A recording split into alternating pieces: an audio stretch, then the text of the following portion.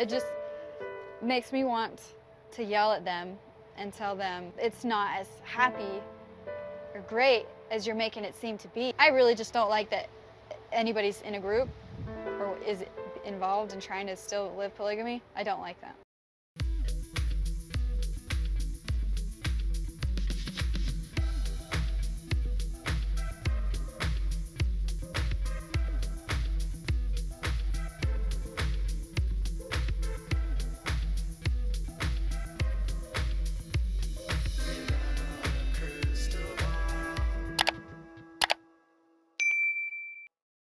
Hey everyone, it's Katie from Without a Crystal Ball. Welcome back to my channel. It is Friday, May 12th, 2023. I hope you're having a wonderful day.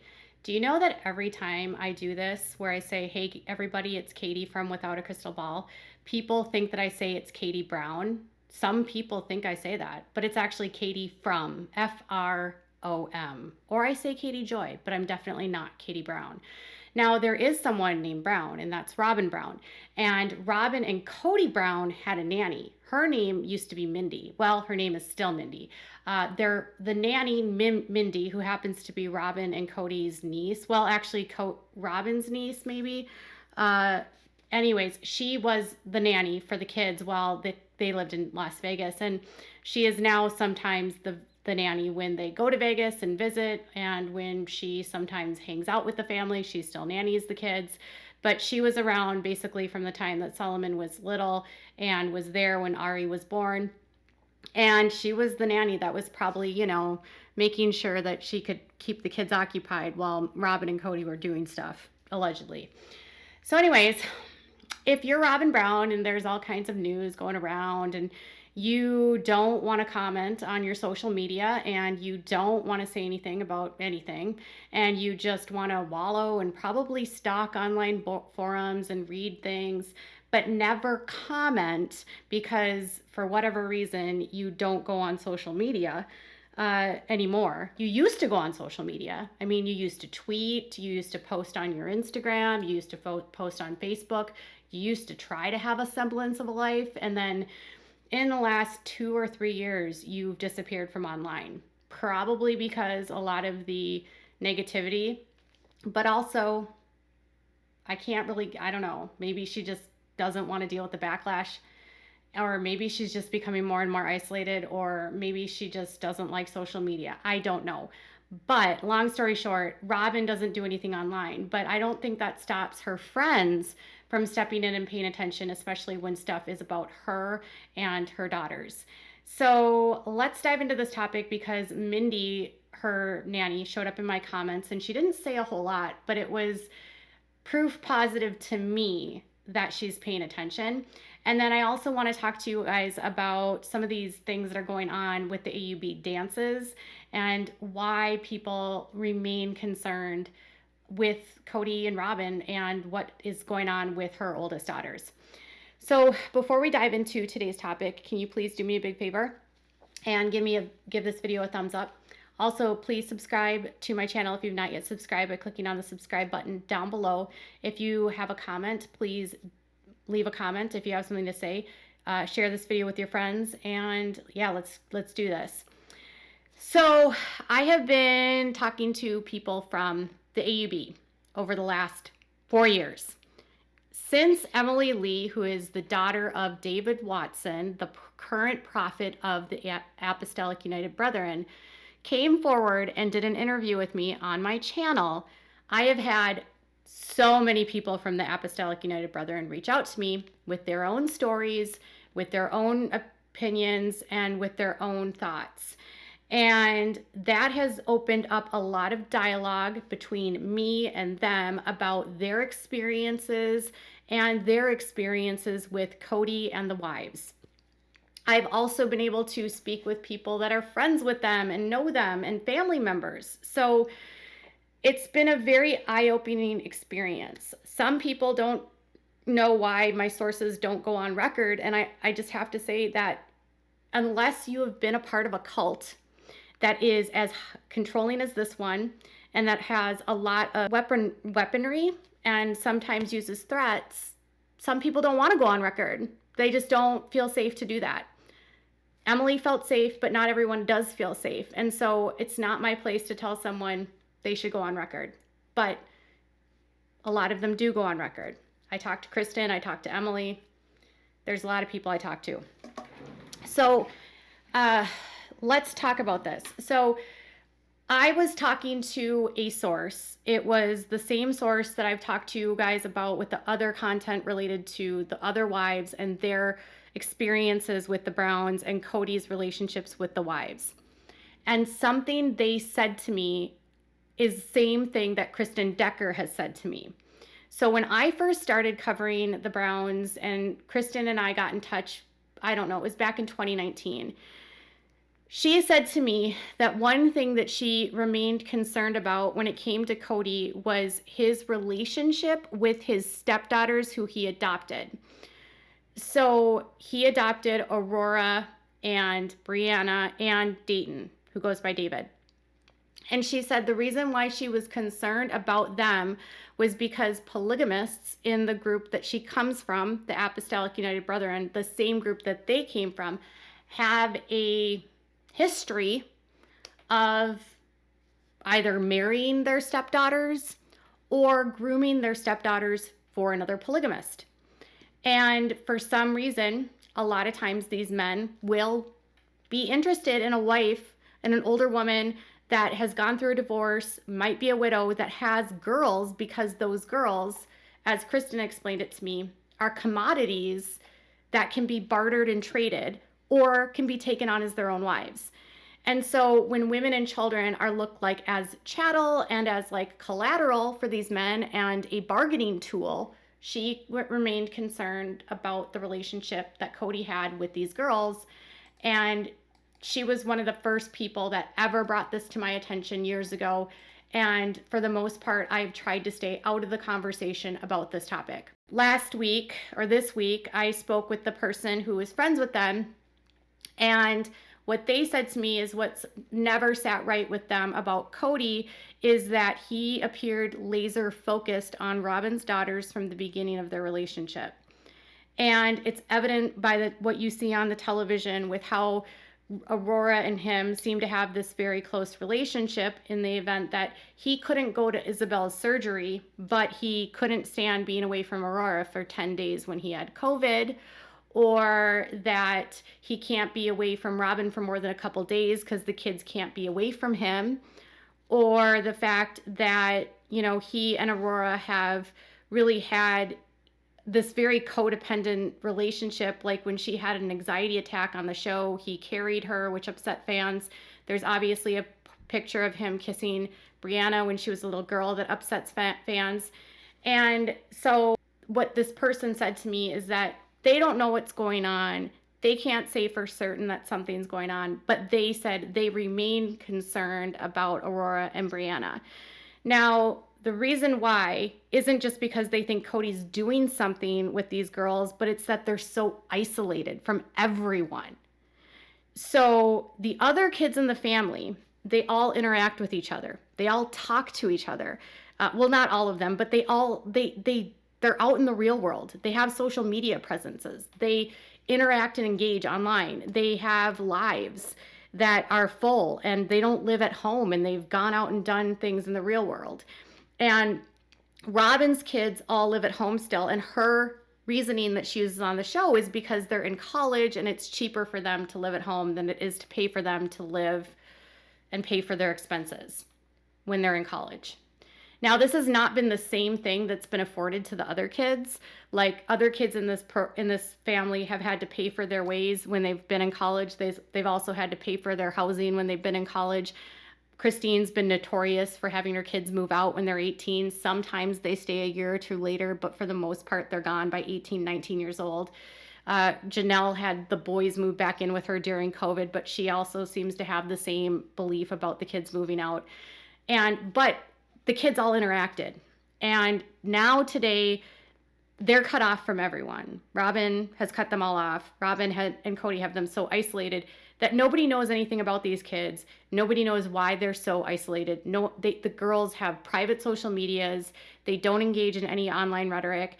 And that could be because they're private people. But the optics of it have a lot of people concerned, okay?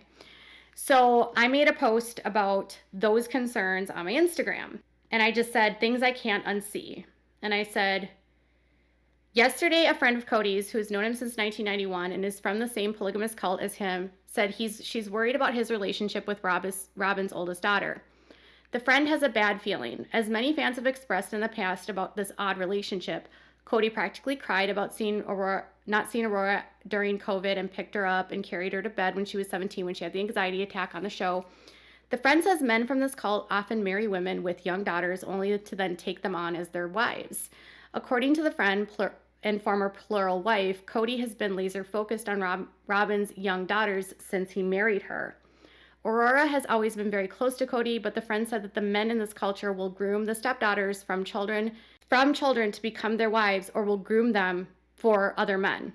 In the past, I have said I don't know that Kody would be this stupid to do this in front of the world, but I'm starting to second guess things now. The friend says that she's very worried for Aurora and Breanna because Kody has no elders from the church to stop him from doing whatever he wants to do or taking whoever he wants as a wife.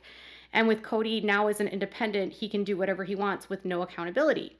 She said that's when it can get really scary, when people that are formally from the groups go independent, which is wild if you think about how crazy and wild and off the chain the groups are.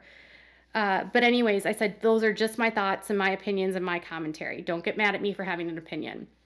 The concern here is that they could either be grooming her to be a wife for Kody or grooming her to become a wife for someone else. And that's why he was so worried about her being, not kissing anyone, because on the show, they're acting like sweet 16 and never been kissed. That's such bogus. It's because when it comes to courting, girls are basically they're worth more to a man if they have purity, meaning they've never touched, never kissed. And one of the fundamental rules of their church is that you cannot kiss before marriage, or you should not be kissing before marriage, which are things that Kody couldn't even keep. He couldn't keep the rules that the church has about courting and relationships. But those are the rules because purity is a high commodity for women. And guys want girls that have no experience because they're easier to control, in my opinion. That's what I get from the feedback that I get from other people from this culture, is that the less experienced, the younger they are, the easier they are to control, and they can start grooming them at a young age to conform to them. The less pushback they will give them when they become adults, and they can get away with more, and they don't have to deal with the flack, and they'll be submissive. It's like if they don't know any better, they don't know any better. So the girls get indoctrinated from a very young age. To kind of highlight this to you, I want to tell you about these dances that are going on with the AUB. Now, Kody and Robyn have said that they met at a dance. Well, they met not at a dance, but they met through cousins, but they had a dance at a dance. They had a dance. And they write about in the book about how when they were dancing, it was like they were the only two people in the room. And after they were done dancing, they just sat and talked forever. Now, what they didn't tell you about these dances is that these dances are not just for adults. In fact, the dances are frequently held by the youth committee, and the youth committee, the youth group is called Youth for Zion, because they're all building a Zion, kind of like the FLDS.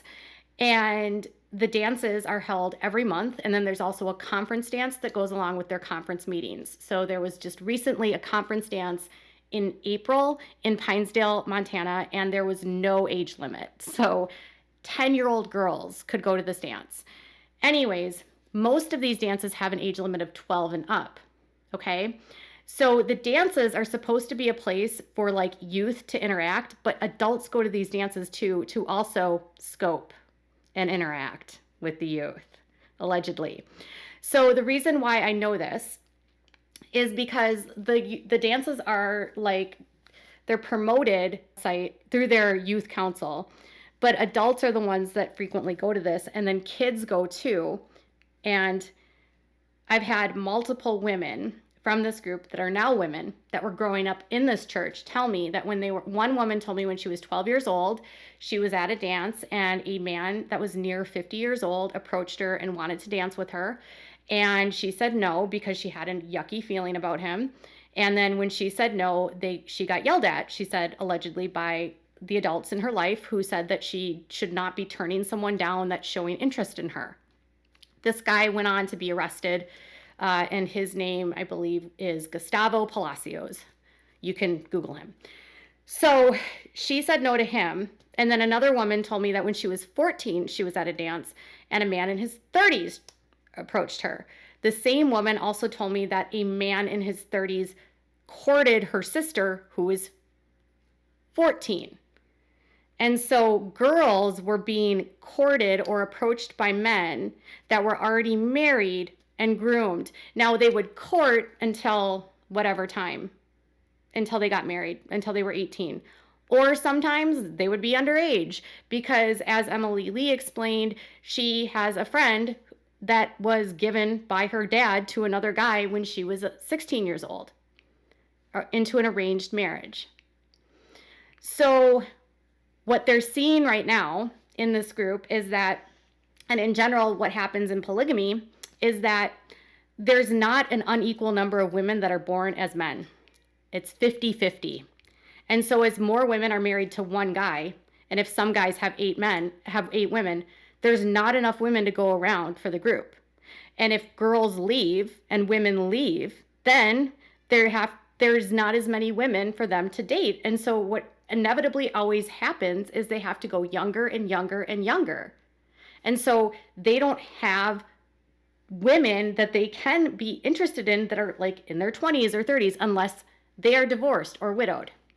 And that carries its own level of baggage. And not all guys want to take on a woman that has older kids or doesn't want to take on a woman that isn't pure. And so they're going to go after the younger girls that are easier to control and manipulate. And so this happens in literally all polygamous groups because, again, there's not enough women for the men. And then the boys, they get pushed out of the group because they're competition to the men. And so it creates this unhealthy dynamic where men become competitors. And then you've got youth leaders in this culture now yelling at the little boys and telling them, stop talking to our treasures, stop talking to our girls. That's another man's treasure. And they have to get permission from the brethren to even court someone, to even consider talking to someone. They can't just have a relationship with someone without the church involvement, and the church decides who gets what. And men that are doing things for the church get favors, and men can get wives for doing things for the church and for bargaining chips and for all those different reasons. I mean, it's just bartering. Like, I'll give you this if you give me this. Like, this goes all the way back to the beginning of this group. Rulon Allred received a 14-year-old bride from his buddy John Barlow down in Short Creek because, I don't know, he was giving him like a gift for being loyal to him. So men are rewarded by the brethren for their loyalty, for their commitment to the church, for their, helping them with their mission. And then the men that are not as loyal, that are more rebellious, they don't get the wives. And then the girls end up being trapped and isolated and kept away from society, which is why, again, people are worried about Aurora and Breanna because they don't want the girls to go out into the real world and realize that there's another option. All of the kids have made it known about what they want to do with their lives, and Robyn's kids have never really answered the question about whether or not they want to live in a polygamous lifestyle because Robyn won't answer the question herself. She has never said yay or nay. And she has said that they get to make their own decisions. But you would think that 21-year-olds and 23-year-olds, David, Aurora, Breanna, would want to, explore the world.